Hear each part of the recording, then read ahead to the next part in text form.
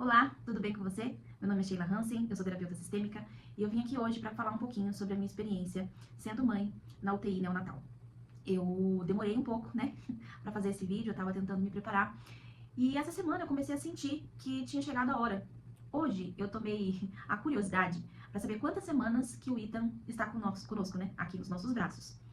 E hoje, no dia que eu estou gravando esse vídeo, faz exatamente 34 semanas que o Ethan nasceu. Coincidentemente ou não, o Ethan nasceu com 34 semanas de gestação. Então achei significativo, não acho que é coincidência, de eu estar sentindo no meu coração que tinha chegado a hora de fazer esse vídeo. Esse vídeo eu tenho certeza que vai ser um dos vídeos mais difíceis que eu já fiz. Eu tenho até aqui um roteiro para eu não esquecer de tudo que eu quero falar com vocês. Mas eu quero deixar muito claro que esse vídeo aqui, ele não é sobre dor, tá? Ele é sobre força, ele é sobre fé, ele é sobre presença, ele é sobre esperança, tá ok? Bom, meu filho, o Ethan, nasceu com 34 semanas no dia 25 de outubro de 2024. E como vocês puderam notar, né, eu fiz alguns outros vídeos, se você não assistiu, tem uma playlist aqui com um relato, né, de parto, tem também a diária de gravidez, né? E lá eu conto bastante que o meu parto foi super tranquilo, foi um parto maravilhoso, eu amei o meu parto, teria 10 partos como aquele se fosse necessário, foi muito gostoso.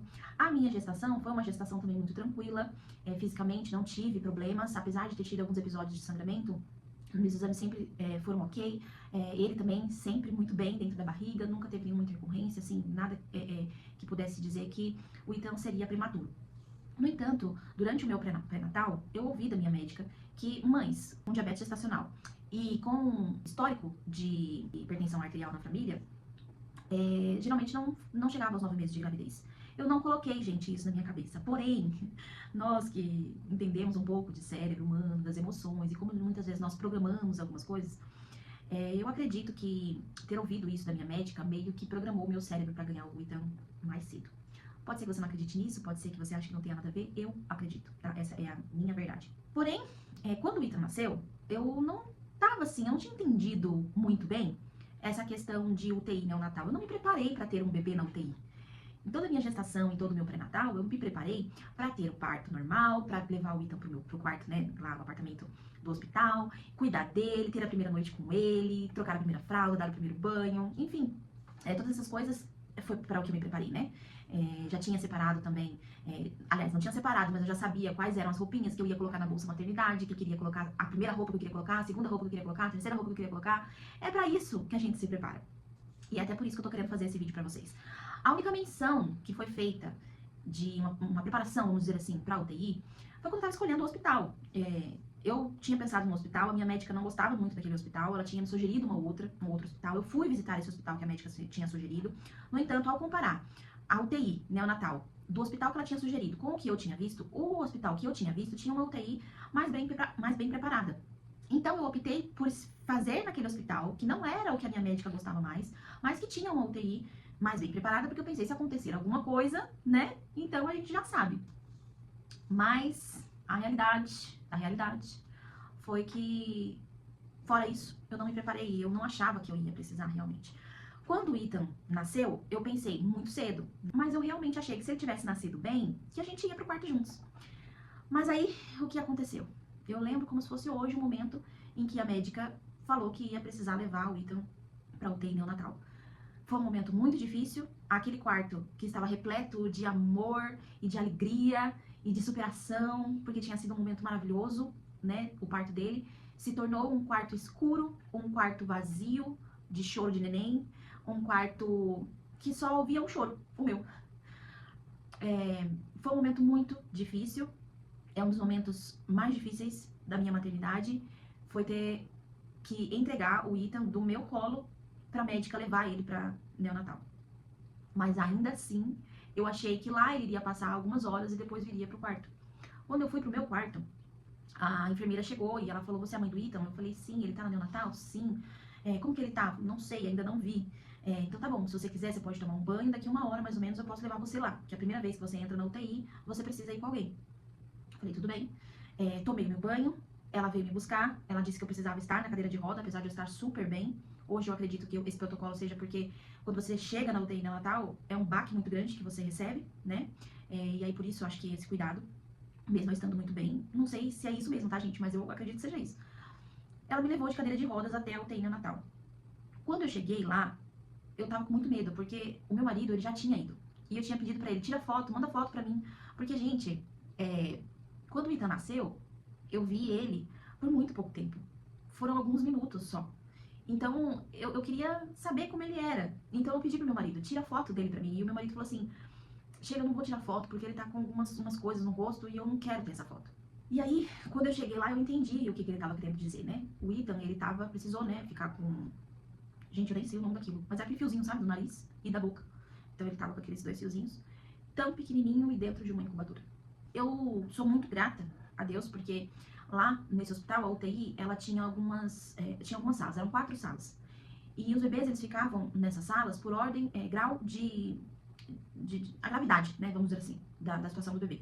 Então, de 1 a 4, os bebês com a situação mais complicada ficavam na 1, depois ia pra 2, ia pra 3, e o 4 eram os bebês que estavam melhor, assim, que precisavam de cuidados, mas que não tinham um estado de gravidade tão alto.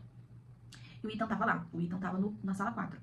Então, gente, eu sou muito grata a Deus, porque o Ethan, ele estava bem, né, apesar de ele precisar de um suporte, porque ele não conseguia respirar muito bem ainda, por ser muito pequenininho, né, muito novinho, ele estava numa sala em que, ali, junto com ele, eram bebês que logo iriam para casa. Então, eu voltei pro meu quarto muito segura, muito tranquila, e achando que talvez no outro dia ele já estaria lá no quarto. Quando as pessoas iam me visitar, elas falavam, você tá muito bem, porque eu tava muito confiante. Eu tava sofrendo muito, porque eu queria estar segurando o meu bebê no colo. Mas eu tinha uma esperança muito grande de que no outro dia ele estaria ali. Conforme o tempo foi passando, eu me dei conta de uma realidade, que era a realidade de que o meu bebê não viria pro quarto tão cedo. Eu já tinha começado a minha vida de mãe há muito tempo, desde a gestação. Mas não era aquilo que eu tinha programado, não era aquilo que eu tinha planejado. Meu peito estava cheio de leite, mas não era o Ethan que ia tomar. Eu tinha que ir lá no lactário para tirar leite do peito, né? Meu peito ficou, por causa da pojadura, né? Bem duro, febre no peito. E eu sabia que se ele bebesse, aliviaria, mas eu não podia fazer isso. Foram momentos muito difíceis, muito difíceis. Eu senti raiva, eu senti medo, eu senti tristeza, um sentimento de impotência enorme. Era muito difícil pensar que eu não podia fazer nada. A única coisa que eu podia fazer era estar lá o máximo de tempo que eu podia. E era isso que eu fazia. Eu acordava, eu tomava meu café, eu me arrumava, porque eu acreditava que eu precisava me arrumar. Eu sabia que esse conflito de separação que o Ethan estava vivendo doía muito nele. Eu sabia que isso ia gerar marcas na vida dele para sempre. E eu não tinha como evitar, né? Mas tinha uma coisa que eu tinha controle, que era a forma como eu ia lidar com isso. E eu sabia que o meu campo e o campo dele estavam interligados. Mesmo que eu estivesse em um andar e ele estivesse em outro andar, nós estávamos conectados ainda. Então, eu pensava positivo, eu me arrumava, eu acordava, eu me arrumava mesmo, sabe, gente? Eu lembro de estar fazendo chapinha no quarto, né, pra ir lá visitar ele. Eu passava uma coisa no rosto pra não ficar com aquelas olheiras, e eu tomava café e ia, né? As enfermeiras, elas ligavam lá na UTI e falavam, pede pra Sheila descer, porque ela precisa tomar medicação. E aí eu descia, tomava medicação, almoçava, subia de novo. E lá eu ficava. Eu fiz o máximo pra ficar o máximo de tempo que eu pudesse com meu filho dentro daquela salinha da UTI. E é por isso que eu acho que hoje ainda as marcas são tão fortes, porque eu me lembro de cada bebê que estava ali. Eu me arrependo muito de não ter mantido contato com algumas mães que estavam lá ao nosso redor. Tinha mãe que teve neném um mês antes do Ethan nascer, que ainda estava lá, eu me lembro dele. Eu me lembro do bebezinho que estava bem assim perto da porta, que a mãe precisou fazer uma cirurgia e já estava lá há quase 3 meses, esperando a mãe se recuperar para poder vir buscar ele. Eu me lembro das gêmeas que estavam na frente. Eu me lembro do Tom, que estava logo ao lado. E eu gostaria muito de saber como estão esses bebês, essas mães, mas eu não mantive contato. Eu foquei tanto no Ethan, que hoje eu sinto saudade desses bebês e dessas mães, que eu nem sei quem são na realidade, né? Enfim, eu me lembro desses bebês, eu me lembro do som das máquinas, eu me lembro das enfermeiras. Ficou registrado na minha mente como se eu ainda estivesse vivendo isso hoje. Mas sempre otimista e aguardando o dia de levar o Ethan pra casa. Cada dia que passava, eu pensava, vai ser hoje que eu vou levar. E eu levei um baque muito grande em pensar que mesmo escolhendo um hospital que dizia fazer um parto humanizado, e cuidar, né, de maneira muito humana, na verdade só seguia protocolos. Existia um protocolo que todo bebê prematuro tem que passar tantos X dias no hospital, independente se ele está demonstrando algum sintoma ou não, precisa seguir aquele protocolo. E por causa disso, o Ethan ficou no hospital mais tempo do que ele precisava. Eu tenho muita certeza disso. A gente poderia ter trazido o Ethan muito mais cedo para casa, mas não foi o caso. E por conta disso, o meu emocional foi ficando cada vez mais perturbado. Eu me lembro, inclusive, de um dia que eu estava preparadíssima, para tirar ele daquela incubadora e ir pro berço, porque eu sabia que depois que ele fosse pro berço, eram 24 horas para poder levar para casa. A médica que tinha estado no dia anterior tinha me dito que seria assim. Então eu levei a roupinha que, enfim, ele colocaria depois de mais de uma semana. Eu poderia vestir o meu bebê, porque até então ele só ficava peladinho de fralda. E aí a médica falou que não ia poder. E aí a gente ficou muito frustrado. A minha pressão subiu muito. Eles acharam melhor me internar. Me internar por quê? Por causa do protocolo. A minha pressão subiu não porque eu tinha um problema de pressão arterial, mas a minha pressão subiu por causa do meu emocional. Mas o protocolo hospitalar dizia que chegando numa determinada pressão, a mãe precisava ser internada, precisava tomar uma medicação na UTI, inclusive. Então foi isso que aconteceu e eu vou falar pra vocês, eu não fiquei preocupada. Na verdade eu gostei, porque eu fui internada novamente no hospital. Nesse dia eu já tinha tido alta, que foi um dos momentos mais difíceis também desse período, que foi sair do hospital com meu marido, com as malas e sem meu bebê. Foi um momento muito difícil, porque você se programa, você se prepara pra isso, né? Pro dia que você leva seu bebê pra casa. Eu me lembro de visitar o hospital e de ver algumas mães saindo com os bebês, tirando foto, e eu pensava, nossa, isso vai acontecer comigo também, vai ter um momento em que vai ser eu ali. Mas não era o que acontecia. Eu me lembro de sair carregando mala, em vez de carregar o meu filho, e foi muito difícil. Eu voltei pra casa calada, e todos os dias eu ia pro hospital com aquele sentimento. Eu vou lá porque o Ethan precisa de mim. E eu saía de casa às 6 horas da manhã, às vezes mais cedo que isso, pra chegar lá e poder entrar naquela UTI e ficar o maior tempo possível. Até a noite, vir embora, dormir, voltar no outro dia de novo, e assim foi por alguns dias. Quando eles resolveram me internar, eu pensei, maravilha, eu estou no mesmo hospital com meu filho, menos tempo que eu vou passar longe dele. No entanto, né, a minha médica maravilhosa entendia que, na verdade, eu não estava passando por nenhum problema de saúde, eu não precisava nem estar na UTI, nem tomar aquela medicação, mas ela foi lá, tirou a medicação, me botou num quarto, num apartamento, e lá eu fiquei mais tranquila, né? Enfim, o Ethan passou mais tempo lá do que eu desejei, né? Cada dia que passava, eu me revoltava mais internamente, porque eu queria ser a pessoa que estava dando banho no Ethan, eu queria ser a pessoa que trocava a fralda dele, eu queria ser a pessoa que dava todos os cuidados que ele precisava, e não era o caso.